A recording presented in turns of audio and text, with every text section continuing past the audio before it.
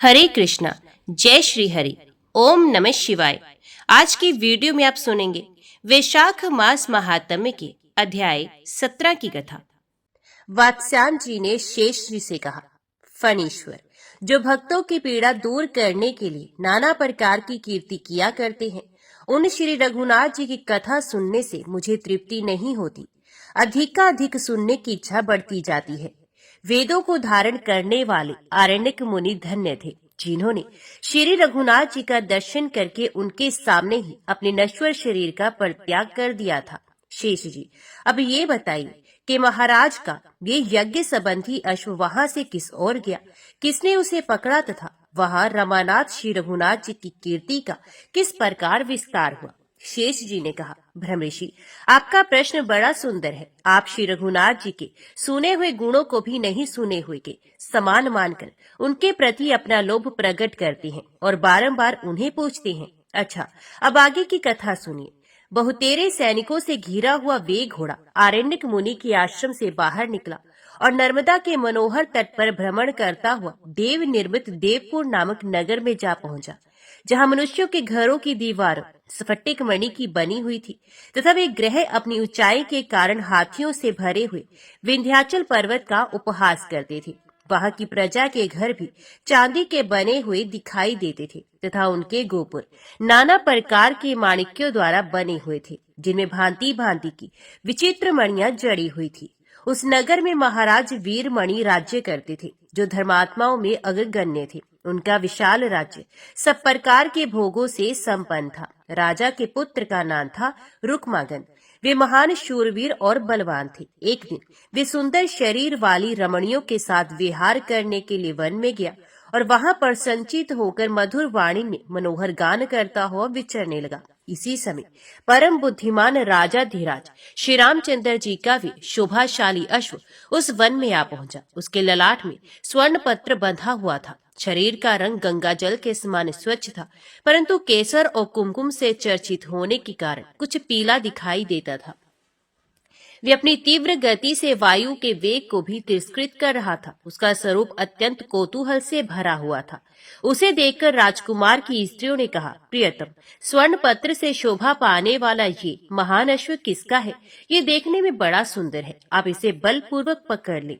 राजकुमार के नेत्र लीला युक्त चितवन के कारण बड़े सुंदर जान पड़ते थे।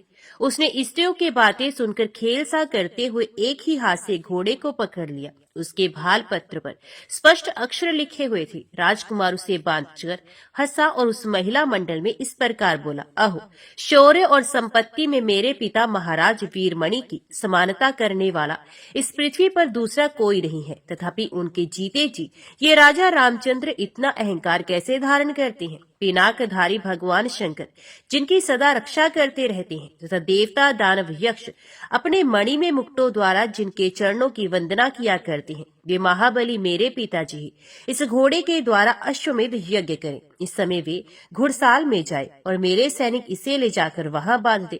इस प्रकार उस घोड़े को पकड़कर राजा वीरमणि का ज्येष्ठ पुत्र रुक्मागन अपनी पत्नियों के साथ नगर में आया। उस समय उसके मन में बड़ा उत्साह भरा हुआ था। उसने पिता से जाकर कहा, मैं रघुकुल के स्वामी श्री रामचंद्र का घोड़ा ले आया हूँ। ये इच्छा अनुसार चलने वाला अद्भुत अश्व अश्वमेध यज्ञ के लिए छोड़ा गया था। राम के भाई शत्रुघ्न अपनी विशाल सेना के साथ इसकी रक्षा के लिए आए हैं। महाराज वीरमणि बड़े बुद्धिमान थे। पुत्र की बात सुनकर उन्होंने उसके कार्य की प्रशंसा नहीं की। सोचा कि ये घोड़ा लेकर चुपके से चला आया है, इसका ये कार्य तो चोर के समान है। अद्भुत कर्म करने वाले भगवान शंकर राजा के इष्ट देव थे। उनसे राजा ने सारा हाल कह सुनाया। भगवान शिव ने कहा, राजन, तुम्हारे पुत्र ने बड़ा अद्भुत काम किया है। ये परम बुद्धिमान भगवान श्री रामचंद्र के महान अश्व को हर लाया है, जिनका मैं अपने हृदय में ध्यान करता हूँ।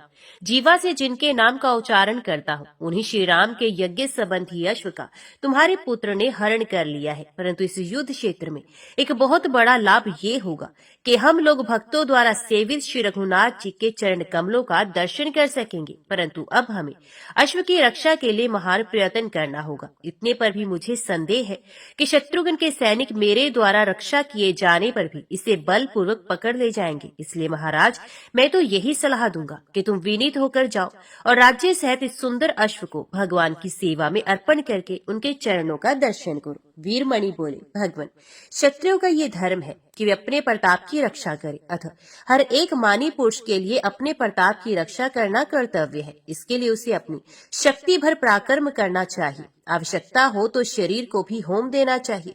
सहसा किसी की शरण में जाने से शत्रु उपहास करते हैं। वे कहते हैं कि ये कायर है, राजाओं में अधम है, शूद्र है। इस नीच ने भय से विवल होकर अन्यायी पुरुषों की भांति शत्रु के चरणों में मस्तक झुकाया है। अतः अब युद्ध का अवसर उपस्थित हो गया है। इस समय जैसा उचित हो वही आप करें। कर्तव्य का विचार करके आपको अपने इस भक्त की रक्षा करनी चाहिए। राजा की बात सुनकर भगवान चंद्रमौली अपनी मेघ के समान गंभीर वाणी से उनका मन लुभाते हुए हंसकर बोले, राजन, यदि 33 करोड़ देवता भी आ जाए तो भी किसमें इतनी शक्ति है जो मेरे द्वारा रक्षित रहने पर तुमसे घोड़ा ले जा सके। यदि साक्षात भगवान यहाँ आकर अपने स्वरूप की झांकी कराएंगे तो मैं उनके कोमल चरणों में मस्तक झुकाऊंगा, क्योंकि सेवक का स्वामी के साथ युद्ध करना बहुत बड़ा अन्याय बताया गया है।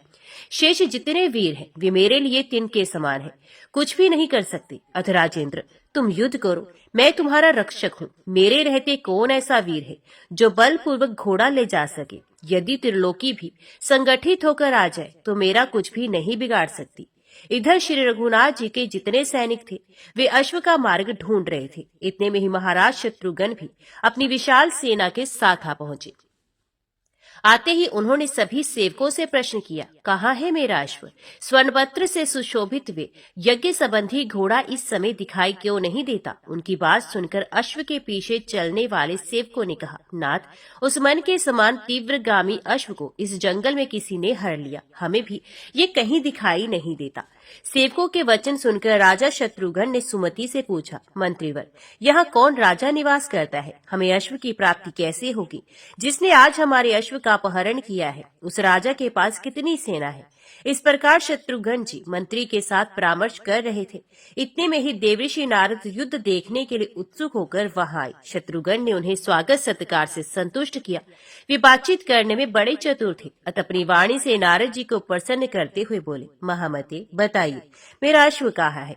उसका कुछ पता नहीं चलता। मेरे कार्य कुशल अनुचर भी उसके मार्ग का अनुसंधान नहीं कर पा रहे।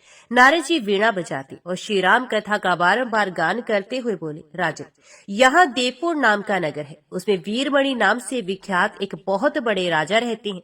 उनका पुत्र इस वन में आया था, उसी ने अश्व को पकड़ लिया है। आज उस राजा के साथ तुम लोगों का बड़ा भयंकर युद्ध होगा। उसमें बड़े बड़े बलवान और शूरवीर मारे जाएंगे। इसलिए तुम पूरी तैयारी के साथ यहाँ स्थिरता पूर्वक खड़े रहो तथा सेना का ऐसा व्यूह बनाओ जिसमें शत्रु के सैनिकों का प्रवेश करना अत्यंत कठिन हो। श्रेष्ठ राजा वीरमणि से युद्ध करते समय तुम्हें बड़ी कठिनाइयों का सामना करना पड़ेगा, तथापि अंत में विजय तुम्हारी ही होगी। भला संपूर्ण जगत में कौन ऐसा वीर है जो भगवान श्री राम को पराजित कर सके? ऐसा कहकर नारद जी वहां से अंतर्ध्यान हो गए और देवता तथा दानवों के समान उन दोनों पक्षों का भयंकर युद्ध देखने के लिए आकाश में ठहर गए। उधर शूर शिरोमणि राजा वीरमणि ने रिपुवार नामक सेनापति को बुलाया और उसे अपने नगर में ढिंडोरा पिटवाने का आदेश दिया। सेनापति ने राजा की आज्ञा का पालन किया। प्रत्येक घर, गली और सड़क पर डंके की आवाज सुनाई देने लगी। लोगों को जो घोषणा सुनाई गई वे इस प्रकार थी, राजधानी में जो जो वीर उपस्थित है वे सभी शत्रुघ्न पर चढ़ाई करें। जो लोग वीरता के अभिमान में आकर राजाज्ञा का उल्लंघन करेंगे वे महाराज के पुत्र या भाई ही क्यों न हो वध के योग्य समझे जाएंगे। फिर से डंका बचाकर उपयुक्त घोषणा दोहराई जाती है। सभी वीर सुन ले और सुनकर शीघ्र ही अपने कर्तव्य का पालन करें। विलंब नहीं होना चाहिए। नरश्रेष्ठ वीरमणि के सैनिक श्रेष्ठ योद्धा थे। उन्होंने ये घोषणा अपने कानों सुनी और कवच आदि से सुसज्जित होकर वे महाराज के पास गए। उनकी दृष्टि में युद्ध एक महान उत्सव के समान था। उसका अवसर पाकर उनका हृदय हर्ष और उत्साह से भर गया था। राजकुमार रुक्मांगद अपने मन के समान वेगशाली रथ पर सवार होकर आए उनके छोटे भाई शुभागन भी अपने सुंदर शरीर पर बहुमूल्य रत्न में कवच धारण करके रण उत्सव में सम्मिलित होने के लिए प्रस्थित हुए। महाराज के भाई का नाम था वीर सिंह। वे सब प्रकार के अस्त्र शस्त्रों की विद्या में परवीन थे। राजाज्ञा के अनुसार वे भी दरबार में गए, क्योंकि महाराज का शासन कोई लांघ नहीं सकता था। राजा का भांजा बलमित्र भी उपस्थित हुआ तथा सेनापति रिपुवार ने भी चतुरंगिणी सेना तैयार करके महाराज को इसकी सूचना दी। तदंतर राजा वीरमणि सब प्रकार की अस्त्र शस्त्रों से भरे हुए अपने श्रेष्ठ रथ पर सवार हुए। वे रथ बहुत ऊंचा था और उसके ऊंचे ऊंचे पहिए मणियों के बने हुए थे। चारों ओर से भेरियां बज उठी। उनके बजाने वाले बहुत अच्छे थे। भेरी बजते ही राजा की सेना संग्राम के लिए प्रस्थित हुई। सर्वत्र कोलाहल छा गया। महाराज वीरमणि युद्ध के उत्साह से युक्त होकर रणक्षेत्र की ओर चले गए। राजा की सेना पहुंची। शास्त्र संचालन में चतुर रथियों के द्वारा समूची सेना में महान कोलाहल छा रहा था। ये देखकर शत्रुघ्न ने सुमति से कहा, मंत्रीवर, मेरे अश्व को पकड़ने वाले बलवान राजा वीरमणि मुझसे युद्ध करने के लिए विशाल चतुरंगिणी सेना के साथ आ गए। अब किस तरह युद्ध आरंभ करना चाहिए? कौन कौन महाबली योद्धा इस समय युद्ध करेंगे? उन सबको आदेश दो, जिससे इस संग्राम में हमें मनोवांछित विजय प्राप्त हो। सुमति ने कहा, स्वामी, वीर पुष्कर श्रेष्ठ अस्त्रों के ज्ञाता है। इस समय यही युद्ध करे। नील रत्न आदि दूसरे योद्धा भी संग्राम में कुशल है, अतः वे भी लड़ सकती हैं। आपको तो भगवान शंकर अथवा राजा वीरमणि के साथ ही युद्ध करना चाहिए। वे राजा बड़े बलवान और पराक्रमी हैं। उन्हें द्वंद्व युद्ध के द्वारा जीतना चाहिए। इस उपाय से काम लेने पर आपकी विजय होगी। इसके बाद आपको जैसा उचित वैसा ही कीजिए, क्योंकि आप तो स्वयं ही परम बुद्धिमान हैं। मंत्री की ये बात सुनकर शत्रुवीरों का दमन करने वाले शत्रुघ्न ने युद्ध के लिए निश्चय किया और श्रेष्ठ योद्धाओं को लड़ने की आज्ञा दी। संग्राम के लिए उनकी आज्ञा सुनकर युद्ध कुशल वीर अत्यंत उत्साह से भर गए और शत्रु सैनिकों के साथ युद्ध करने के लिए चले गए। वे हाथों में धनुष धारण किए युद्ध के मैदान में दिखाई दिए और बाणों की बौछार करके बहुतेरे विपक्षी योद्धाओं को विदीर्ण करने लगे। उनके द्वारा अपने सैनिकों का संहार सुनकर मणि में रथ पर बैठा हुआ बलवान राजकुमार रुक्मांगद उनका सामना करने के लिए आगे बढ़ा। उसने अपने अनेकों बाणों की मार से शत्रु पक्ष के हजारों वीरों को उद्गिन कर दिया। उनमें हाहाकार मच गया। राजकुमार बलवान था। उसने बल, यश और संपत्ति में अपनी समानता रखने वाले शत्रुघ्न तथा भरत कुमार पशकल को युद्ध के लिए ललकारा। वीररत्न, मुझसे युद्ध करने के लिए आओ। इन करोड़ों मनुष्यों को डराने या मारने से क्या लाभ? मेरे साथ घोर संग्राम करके विजय प्राप्त करो। रुक्मांगद के ऐसा कहने पर बलवान वीर पुष्कल हंस पड़े। उन्होंने अपने तीखे बाणों से राजकुमार की छाती में बड़े वेग से प्रहार किया। राजकुमार शत्रु के इस पराक्रम को नहीं सह सका। उसने अपने महान धनुष पर बाणों का संधान किया और 10 साइकों से वीर पुष्कल की छाती को बेंध डाला। दोनों ही युद्ध में एक दूसरे पर कुपित थे। दोनों ने ही हृदय में विजय की अभिलाषा थी। रुक्मांगद ने पुष्कल से कहा, वीर, अब तुम बलपूर्वक किया हुआ मेरा पराक्रम देखो। संभल कर बैठ जाओ, मैं तुम्हारे रथ को आकाश में उड़ाता हूँ। ऐसा कहकर उसने मंत्र पढ़ा और पुष्कल के रथ पर ब्रह्मका अस्त्र का प्रयोग किया। उस बाण से आहत होकर पुष्कल का रथ चक्कर काटता हुआ 1 योजन दूर जा पड़ा। सारथी ने बड़े कठिनाई से रथ को रोका, तो भी वे पृथ्वी पर ही चक्कर लगाता रहा। किसी तरह पूर्व स्थान पर रथ को ले जाकर उत्तम अस्त्रों के ज्ञाता पुष्कल ने कहा, राजकुमार, तुम्हारे जैसे वीर पृथ्वी पर रहने के योग्य नहीं है। तुम्हें तो इंद्र की सभा में रहना चाहिए। इसलिए अब देवलोक को ही चले जाओ। ऐसा कहकर उन्होंने आकाश में उड़ा देने वाला महान अस्त्र प्रयोग किया। उस बाण की चोट से रुक्मांगद का रथ सीधे आकाश में उड़ चला और समस्त लोगों को लांघता हुआ सूर्य मंडल तक जा पहुंचा। वहां की प्रचंड ज्वाला से राजकुमार का रथ घोड़े और सारथी सहित दग्ध हो गया तथा वे स्वयं भी सूर्य की किरणों से झुलस जाने के कारण बहुत दुखी हो गया। अंत में वे दग्ध होकर पृथ्वी पर गिर पड़ा। उस समय युद्ध के अग्रभाग में महान हाहाकार मचा। राजा वीरमणि अपने पुत्र को मूर्छित देखकर क्रोध में भर गए और रणभूमि के मध्य भाग में खड़े हुए पुष्कल की ओर चले। इधर कपिवर हनुमान जी ने देखा कि समुद्र के समान विशाल सेना के भीतर स्थित हुए राजा वीरमणि भरत कुमार पुष्कल को ललकार रहे हैं। तब वे उनकी ओर दौड़े। उन्हें आते देख पुष्कल ने कहा, महाकपे, आप क्यों युद्ध भूमि में लड़ने के लिए आ रहे हैं? राजा वीरमणि की ये सेना है ही कितनी, मैं तो इसे बहुत थोड़ी अत्यंत कुछ तुच्छ समझता हूँ। जिस प्रकार आपने भगवान श्री राम की कृपा से राक्षस सेना रूपी समुद्र को पार किया था, उसी प्रकार मैं भी श्री रघुनाथ जी का स्मरण करके इस दुस्तर संकट के पार हो जाऊंगा। जो लोग दुस्तर अवस्था में पड़कर श्री रघुनाथ जी का स्मरण करते हैं, उनका दुख रूपी समुद्र सूख जाता है, इसमें तनिक भी संदेह नहीं। इसलिए महावीर, आप चाचा शत्रुघ्न के पास जाइए, मैं अभी एक क्षण में राजा वीरमणि को जीत कर आ रहा हूँ। हनुमान जी बोले, बेटा, राजा वीरमणि से भिड़ने का साहस ना करो। ये दानी शरणागत की रक्षा में कुशल, बलवान और शौर्य से शोभा पाने वाले हैं। तुम अभी बालक हो और राजा वृद्ध, ये संपूर्ण अस्त्र वेत्ताओं में श्रेष्ठ है। इन्होंने युद्ध में अनेकों शूरवीरों को परास्त किया है। तुम्हें मालूम होना चाहिए कि भगवान सदाशिव इनके रक्षक है और सदा इनके पास रहते हैं। वे राजा की भक्ति के वशीभूत होकर इनके नगर में पार्वती सहित निवास करते हैं। पुष्कर ने कहा, कपिश्रेष्ठ, माना कि राजा ने भगवान शंकर को भक्ति से वश में करके अपने नगर में स्थापित कर रखा है, परंतु भगवान शंकर स्वयं जिनकी आराधना करके सर्वोत्कृष्ट स्थान को प्राप्त हुए हैं, वे श्री रघुनाथ जी मेरा हृदय छोड़कर कहीं नहीं जाते। जहाँ श्री रघुनाथ जी हैं, वहीं संपूर्ण चराचर जगत है। अतः मैं राजा वीरमणि को युद्ध में जीत लूंगा। धीरता पूर्वक कही हुई पुष्कर की ऐसी वाणी सुनकर हनुमान जी राजा के छोटे भाई वीर सिंह से युद्ध करने के लिए चले गए।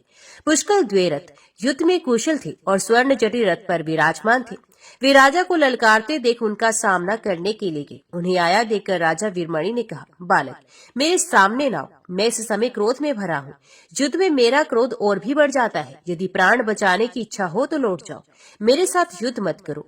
राजा का ये वचन सुनकर पुष्कर ने कहा, राजन, आप युद्ध के मुहाने पर संभल कर खड़े होइए।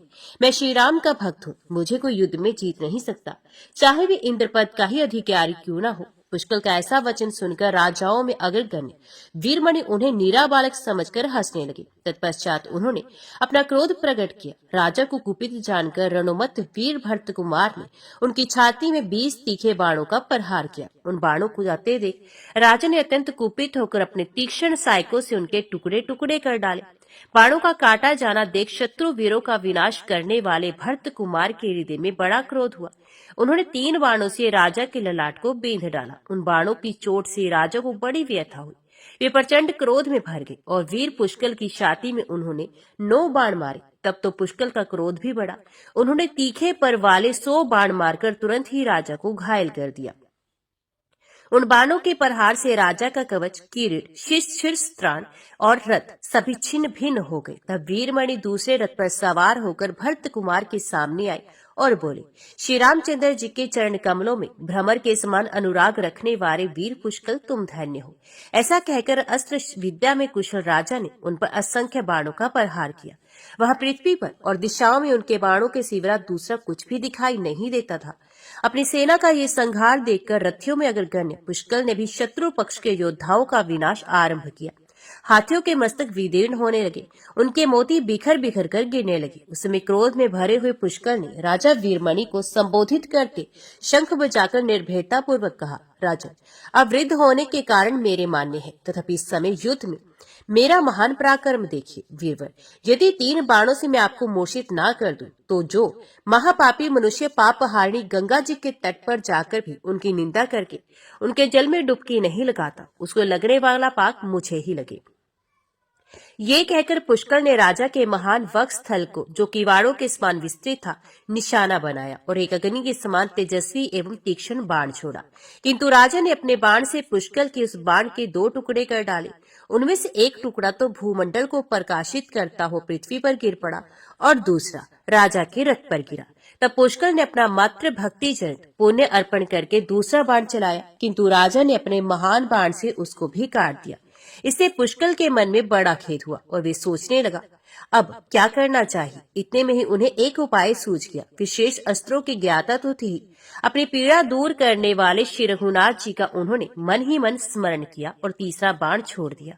वे बाण सर्प के समान विशेला और सूर्य के समान प्रज्वलित था। उसने राजा की छाती में चोट पहुंचाकर उन्हें मूर्छित कर दिया। राजा के मूर्छित होते ही उनकी सारी सेना हाहाकार मचाती हुई भाग चली और पुष्कर विजयी हुए। हनुमान जी ने वीर सिंह के पास जाकर कहा, वीरवर, ठहरो, कहाँ जाते हो?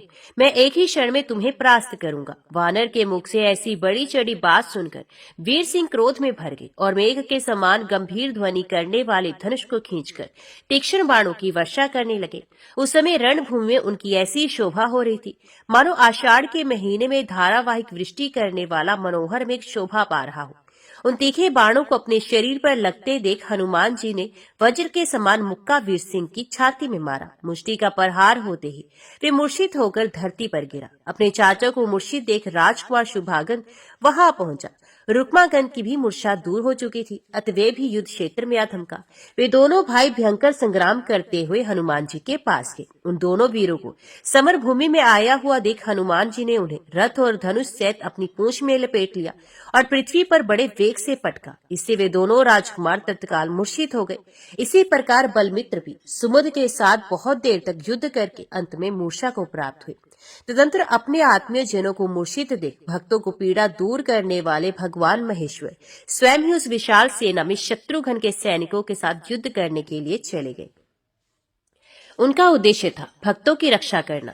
वे पूर्व काल में जैसे त्रिपुर से युद्ध करने के लिए गए थे, उसी प्रकार वहां भी अपने पार्षदों और प्रमथ गणों सहित पृथ्वी तल को कंपाते हुए जा पहुंचे। महाबली शत्रुघ्न ने जब देखा कि सर्वदेव शिरोमणि साक्षात महेश्वर पधारे हैं, तब वे भी उनका सामना करने के लिए रणभूमि में गए। शत्रुघ्न को आया देख पिनाकधारी रुद्र ने वीरभद्र से कहा, तुम मेरे भक्तों को पीड़ा देने वाले पुष्कर से युद्ध करो। फिर नंदी को उन्होंने महाबली हनुमान से लड़ने के लिए भेजा।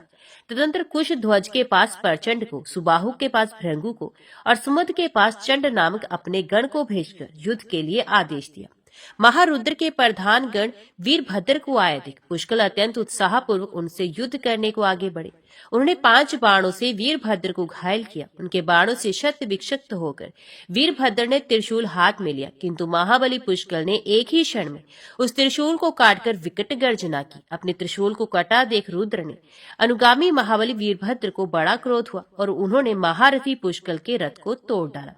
वीरभद्र के वेग से चकनाचूर हुए रथ को त्याग कर महाबली पुष्कल पैदल हो गए और वीरभद्र को मुक्के से मारने लगे। फिर दोनों ने एक दूसरे पर मुष्टि का प्रहार आरंभ किया। दोनों ही परस्पर विजय के अभिलाषी और एक दूसरे के प्राण लेने को उतारू थे। इस प्रकार रात दिन लगातार युद्ध करते उन्हें 4 दिन व्यतीत हुए। 5वें दिन पुष्कल को बड़ा क्रोध हुआ और उन्होंने वीरभद्र का गला पकड़कर उन्हें पृथ्वी पर दे मारा। उनके प्रहार से महाबली वीरभद्र को बड़ी पीड़ा हुई। फिर उन्होंने भी पुष्कल के पैर पकड़कर उन्हें बारंबार घुमाया और पृथ्वी पर पछाड़कर मार डाला। महाबली वीरभद्र ने पुष्कल के मस्तक को, जिसमें कुंडल जगमगा रहे थे, त्रिशूल से काट दिया। इसके बाद वे जोर जोर से गर्जना करने लगा। ये देखकर सभी लोग थर्रा उठे। रणभूमि में जो युद्ध कुशल वीर थे, उन्होंने वीरभद्र के द्वारा पुष्कल के मारे जाने का समाचार शत्रुघ्न से कहा। पुष्कल के वध का वृत्तांत सुनकर महावीर शत्रुघ्न को बड़ा दुख हुआ। वे शोक से कांप उठे। उन्हें दुखी जानकर भगवान शंकर ने कहा, रे शत्रुघ्न, तू युद्ध में शोक न कर। वीर पुष्कल धन्य है, जिसने महाप्रलयकारी वीरभद्र के साथ 5 दिनों तक युद्ध किया। ये वीरभद्र वे ही हैं जिन्होंने मेरे अपमान करने वाले दक्ष को क्षण भर में मार डाला था। अतः महाबलवान राजेंद्र, तू शोक त्याग दे और युद्ध कर।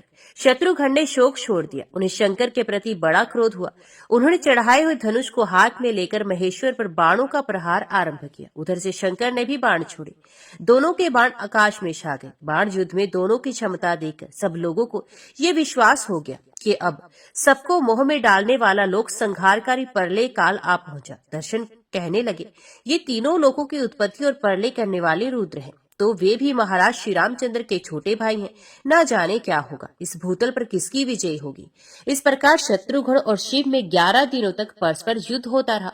12वें दिन राजा शत्रुघ्न ने क्रोध में भरकर महादेव जी का वध करने के लिए ब्रह्मास्त्र का प्रयोग किया, किंतु महादेव जी उस महान अस्त्र को हंसते हंसते पी गए। इसे शत्रुघ्न को बड़ा आश्चर्य हुआ और वे सोचने लगे, अब क्या करना चाहिए। वे इस प्रकार विचार कर ही रहे थे कि देवादिदेव शिरोमणि भगवान शिव ने शत्रुघ्न की छाती में एक अग्नि के समान तेजस्वी बाण झोंक दिया। उससे मूर्छित होकर शत्रुघ्न रणभूमि में गिर पड़े। उस समय योद्धाओं से भरी हुई उनकी सारी सेना में हाहाकार मच गया। शत्रुघ्न को बाणों से पीड़ित एवं मूर्छित होकर गिरा देख हनुमान जी ने पुष्कल के शरीर को रथ पर सुला दिया और सेवकों को उनकी रक्षा में तैनात करके वे स्वयं संहारकारी शिव से युद्ध करने के लिए आए। हनुमान जी श्री रामचंद्र जी का स्मरण करके अपने पक्ष के योद्धाओं का हर्ष बढ़ाते हुए रोष के मारे अपनी पूंछ को जोर जोर से हिला रहे थे। युद्ध के मुहाने पर रुद्र के समीप पहुंचकर महावीर हनुमान जी देवादिदेव महादेव जी का वध करने की इच्छा से बोले, रुद्र, तुम राम भक्त का वध करने के लिए उद्यत होकर धर्म के प्रतिकूल आचरण कर रहे हो, इसलिए मैं तुम्हें दंड देना चाहता हूँ। मैंने पूर्व काल में वैदिक ऋषियों के मुंह से अनेकों बार सुना है कि पिनाकधारी रुद्र सदा ही श्री रघुनाथ जी के चरणों का स्मरण करते रहते हैं, किंतु वे सभी बातें आज झूठी साबित हुई, क्योंकि तुमने राम भक्त शत्रुघ्न के साथ युद्ध किया है। हनुमान जी के ऐसा कहने पर महेश्वर बोले, कपिश्रेष्ठ, तुम वीरों में प्रधान और धन्य हो। तुमने जो कुछ कहा वे सत्य है। देव दानव वंदित ये भगवान श्री रामचंद्र वास्तव में मेरे स्वामी हैं, किंतु मेरा भक्त वीरमणि उनके अश्व को ले आया है और उस अश्व के रक्षक शत्रुघ्न, जो शत्रु वीरों का दमन करने वाले हैं, इसके ऊपर चढ़ आए हैं।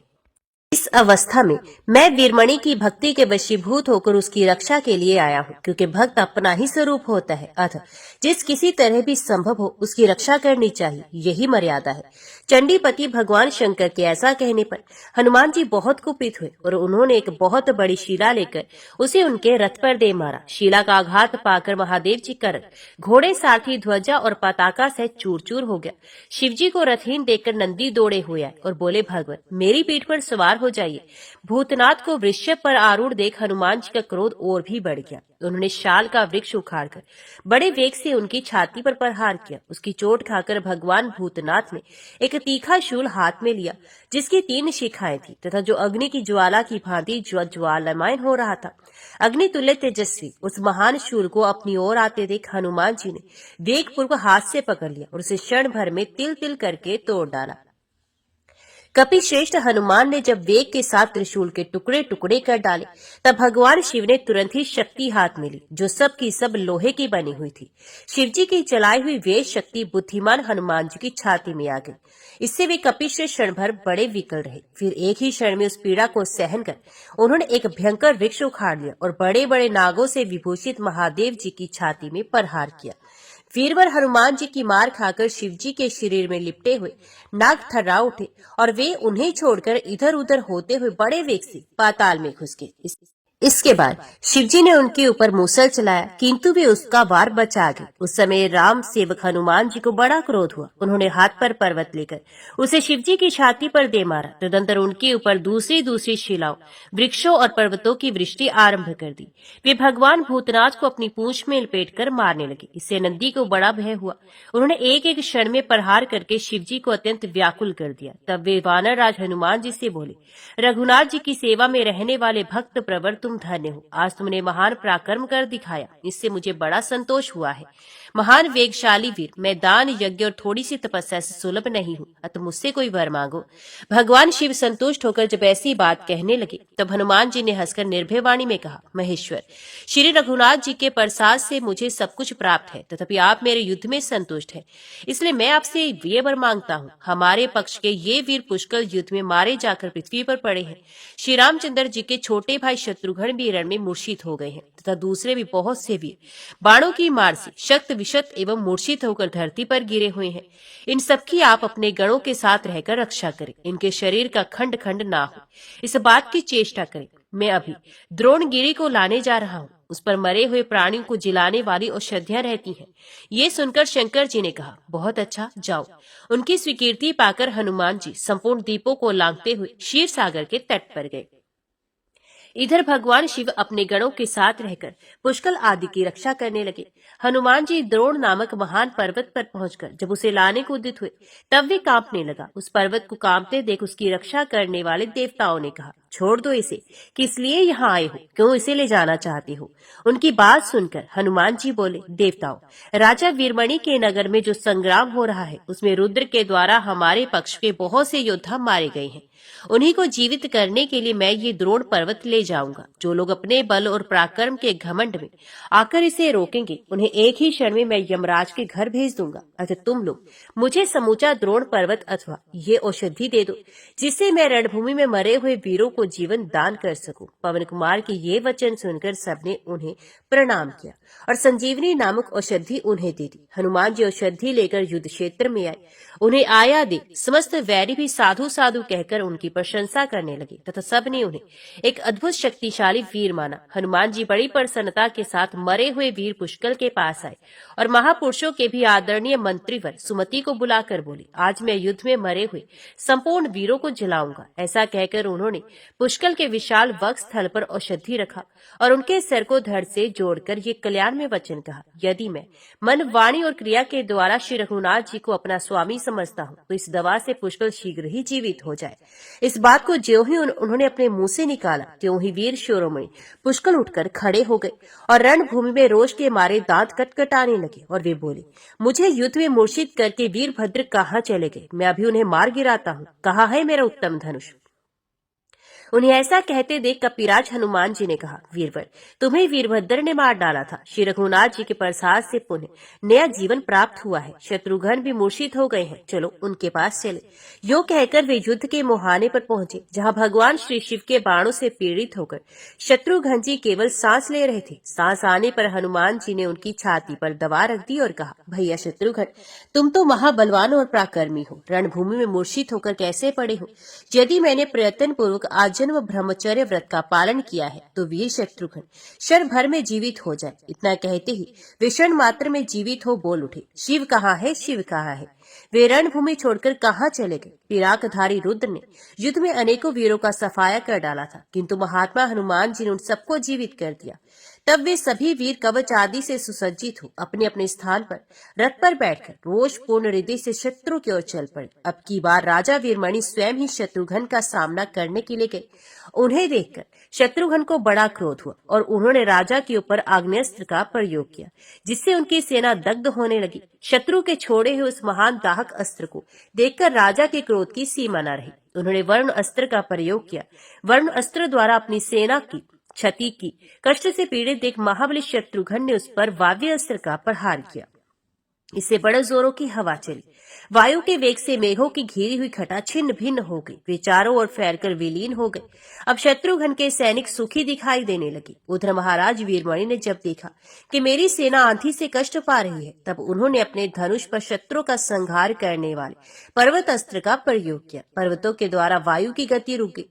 अब वे युद्ध क्षेत्र में फैल नहीं पाती थी। ये देख शत्रुघ्न ने वज्रास्त्र का संधान किया। वज्रास्त्र की मार पड़ने पर समस्त पर्वत तिल तिल करके चूर्ण हो गए। शत्रु वीरों के अंग विदीर्ण होने लगे। खून से लथपथ होने के कारण उनकी बड़ी शोभा हो रही थी।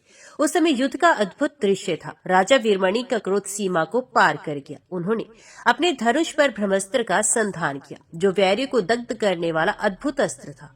ब्रह्मास्त्र उनके हाथ से छूटकर शत्रु की ओर चला। तब तक शत्रुघ्न ने भी मोहना अस्त्र छोड़ा। मोहना अस्त्र ने एक ही क्षण में ब्रह्मास्त्र के 2 टुकड़े कर डाले तथा राजा की छाती में चोट करके उन्हें तुरंत मूर्छित कर दिया। तब शिवजी को बड़ा क्रोध हुआ और वे रथ पर बैठकर राजा के पास गए। उस समय शत्रुघ्न सहसा उनसे युद्ध के लिए आगे बढ़ाए और अपने धनुष पर प्रत्यंचा चढ़ाकर युद्ध करने लगे। उन दोनों में बड़ा भयंकर संग्राम छिड़ा, जो वैरियों को विदीर्ण करने वाला था। नाना प्रकार की अस्त्र शस्त्रों का प्रयोग होने के कारण सारी दिशाएं उद्दीप्त हो उठी थी। शिव के साथ युद्ध करते करते शत्रुघ्न अत्यंत व्याकुल हो गए। तब हनुमान जी के उपदेश से उन्होंने अपने स्वामी श्री रघुनाथ जी का स्मरण किया। हाय नाथ, हाय भाई, ये अत्यंत भयंकर शिव धनुष उठाकर मेरे प्राण लेने पर उतारू हो गए हैं। आप युद्ध में मेरी रक्षा कीजिए। राम, आपका नाम लेकर अनेकों दुखी जीव दुख सागर के पार हो चुके हैं। कृपा निधि, मुझ दुखिया को भी उबारिए। शत्रुघ्न ने ज्यों ही उपयुक्त बात मुंह से निकाली, त्यों ही नील कमल दल के समान श्याम सुंदर कमल नयन भगवान श्री राम मृग का श्रृंग हाथ में लिए यज्ञ दीक्षित पुरुष के वेश में वहां आ पहुंचे। समर भूमि में उन्हें देखकर शत्रुघ्न को बड़ा विस्मय हुआ। प्रणत जनों का कलेश दूर करने वाले अपने भाई श्री रामचंद्र जी का दर्शन पाकर शत्रुघ्न सभी दुखों से मुक्त हो गए। हनुमान जी भी श्री रघुनाथ जी को देखकर सहसा उनके चरणों में गिर पड़े। उस समय उन्हें बड़ी प्रसन्नता हुई और वे भक्त की रक्षा के लिए आए हुए भगवान से बोले, स्वामी, अपने भक्तों का सब प्रकार से पालन करना आपके लिए सर्वथा योग्य ही है। हम धन्य हैं जो इस समय श्री चरणों का दर्शन पा रहे हैं। श्री रघुनंदन, अब आपकी कृपा से हम लोग क्षण भर में ही शत्रु पर विजय पा जाएंगे। इसी समय योगियों के ध्यान गोचर श्री रामचंद्र जी को आया, जिन श्री महादेव जी भी आगे बढ़े और उनके चरणों में प्रणाम करके शरणागत भयहारी प्रभु से बोले, भगवान एकमात्र आप ही साक्षात अंतर्यामी पुरुष हैं। आप ही प्रकृति से पर ब्रह्म परमात्मा है, जो अपनी अंश कला से इस विश्व की सृष्टि, रक्षा और संहार करती हैं। वे परमात्मा आप ही हैं। आप सृष्टि के समय विधाता, पालन के समय स्वयं प्रकाश राम और प्रलय के समय शर्व नाम से प्रसिद्ध साक्षात मेरे स्वरूप है। मैंने अपने भक्त का उपकार करने के लिए आपके कार्य में बाधा डालने वाला आयोजन किया है। कृपालु, मेरे इस अपराध को क्षमा कीजिए। क्या करूं? मैंने अपने सत्य की रक्षा के लिए ही सब कुछ किया है। आपके प्रभाव को जानकर भी भक्त की रक्षा के लिए यहाँ आया हूँ। पूर्व काल की बात है, इस राजा ने शिप्रा नदी में स्नान करके उज्जैनी के महाकाल मंदिर में बड़ी अद्भुत तपस्या की। इससे प्रसन्न होकर मैंने कहा, देवपुर में तुम्हारा राज्य होगा और जब तक वहां श्री रामचंद्र जी के यज्ञ संबंधी अश्व का आगमन होगा, तब तक मैं भी तुम्हारी रक्षा के लिए उस स्थान पर निवास करूंगा। इस प्रकार मैंने इसे वरदान दे दिया था। उसी सत्य से मैं इस समय बंधा हुआ हूँ। अब ये राजा अपने पुत्र, पशु और बांधवों से यज्ञ का घोड़ा आपको समर्पित करके आपके ही चरणों की सेवा करेगा। श्री राम ने कहा, भगवान देवताओं का तो ये धर्म ही है कि वे अपने भक्तों का पालन करें। अपने जो इस समय अपने भक्त की रक्षा की, ये आपके द्वारा बहुत उत्तम कार्य हुआ है। मेरे हृदय में शिव है और शिव के हृदय में मैं हूँ। हम दोनों में भेद नहीं है। जो मूर्ख है, जिनकी बुद्धि दूषित है, वे ही भेद दृष्टि रखते हैं। हम दोनों एक रूप हैं। जो हम लोगों में भेद बुद्धि करते हैं, वे मनुष्य 1000 कल्पों तक कुंभी पाक में पकाए जाते हैं। महादेव जी जो सदा आपके भक्त रहे हैं, वे धर्मात्मा पुरुष मेरे भी भक्त हैं, तथा जो मेरे भक्त हैं वे भी बड़ी भक्ति से आपके चरणों में मस्तक झुकाते हैं। श्री रघुनाथ जी का ऐसा वचन सुनकर भगवान शिव ने मूर्छित पड़े हुए राजा वीरमणि को अपने हाथ के स्पर्श आदि से जीवित किया। इसी प्रकार उनके दूसरे पुत्रों को भी, जो बाणों से पीड़ित होकर अचेत अवस्था में पड़े थे, जिलाया। भगवान भूतनाथ ने राजा को तैयार करके पुत्र पौत्रों सहित उन्हें श्री रघुनाथ जी के चरणों में गिराया। वात्स्यायन जी, धन्य है राजा वीरमणि, जिन्होंने श्री रघुनाथ जी का दर्शन किया, जो लाखों योगियों के लिए उनकी योग निष्ठा के द्वारा भी दुर्लभ है। उन्हीं भगवान श्री राम को प्रणाम करके समस्त राज परिवार के लोग कृतार्थ हो गए। उनका शरीर धारण करना सफल हो गया। इतना ही नहीं, वे ब्रह्मादि देवताओं के भी पूजनीय बन गए। शत्रुघ्न, हनुमान और पुष्कल आदि उद्भट योद्धा जिनकी स्तुति करते हैं, उन श्री रामचंद्र जी को राजा वीरमणि ने शिवजी की प्रेरणा से वे उत्तम अश्व दे दिया। साथ ही पुत्र, पशु और बांधवों सहित अपना सारा राज्य भी समर्पित कर दिया। तदंतर श्री रामचंद्र जी समस्त शत्रुओं तथा सेवकों से अभिवंदित होकर मणि में रथ पर बैठे बैठे ही अंतर ध्यान हो गए। मुने, विश्व वंदित श्री राम को तुम मनुष्य ना समझो। जल में, थल में, सब जगह तथा सबके भीतर सदा ही वे स्थित रहते हैं। भगवान शंकर ने भी अपनी प्रतिज्ञा पूरी करके सेवक राजा से विदा ली और कहा, राजा श्री रामचंद्र जी का आश्रय ही संसार में सबसे दुर्लभ वस्तु है, अतः तुम श्री रघुनाथ जी की शरण में रहो। यूं कहकर प्रलय और उत्पत्ति के कर्ता धर्ता भगवान शिव स्वयं ही अदृश्य और समस्त पार्षदों के साथ कैलाश को चले गए। इसके बाद राजा वीरमणि श्री राम के चरण कमलों का ध्यान करते हुए स्वयं भी अपनी सेना लेकर महाबली शत्रुघ्न के साथ साथ गए। जो श्रेष्ठ मनुष्य श्री रामचंद्र जी के चरित्र का श्रवण करेंगे, उन्हें कभी सांसारिक दुख नहीं होगा। ओम नमो भगवते वासुदेवाय नमः। जय श्री राधे कृष्ण। आज की वीडियो में इतना ही। उम्मीद करती हूँ वीडियो आपको पसंद आई होगी। वीडियो पसंद आई हो तो वीडियो को लाइक और चैनल को सब्सक्राइब जरूर कीजिएगा। जय श्री हरि लिखकर कमेंट बॉक्स में अपनी हाजिरी और अपने सुझाव देना ना भूलेगा। तो मिलते हैं अगली कथा अगली वीडियो के साथ। तब तक के लिए देखते व सुनते रहिए। जय मां कंजर, जय माता दी।